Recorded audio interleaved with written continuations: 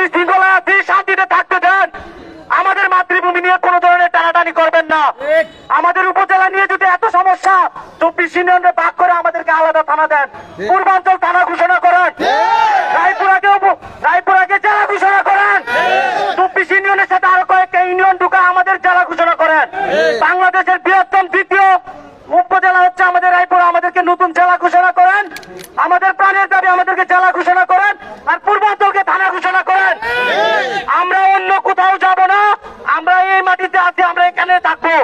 আমরা বীরশ্রেষ্ঠ মতিউর রহমানের এলাকার সন্তান, আমাদের রক্তে সেই যুদ্ধের দাবানল বাজাবেন না। অনুরোধ থাকবে বর্তমান সরকার এবং আমাদের যে উপদেষ্টা মন্ডলীর সদস্যরা যারা আছেন, আপনারা আমাদের এই রক্তের হোলি খেলার দিকে নিয়ে যাইবেন না। বেলাবরের প্রতি কোনো আক্রোশ নাই। যদি আপনারা কোনো ধরনের আক্রমণমূলক কথা বা আমাদের থানা নিয়ে কোনো ধরনের কথা বলেন, আমরা ছাড় দিব না কাউকে। কাপড়ের কাপড় মাথায় বেঁধে আমরা আগামীকালকে থেকে কর্মসূচিতে নামবো। আমরা এক এবং অভিন্ন।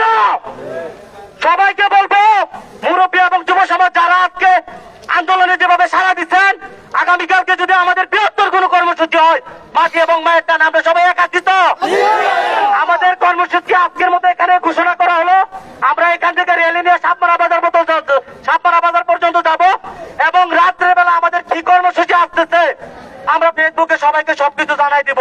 এবং রায়পুরাতে আমাদের উপজেলাতে যে মিটিং হয়েছে ওটার সাথে আমরা এক আছি। ওইখানে সিদ্ধান্ত সবাই একত্রিত হয়ে সামনের কর্মসূচি ঘোষণা করা হবে। সবাই ভালো থাকবেন। পূর্বাঞ্চল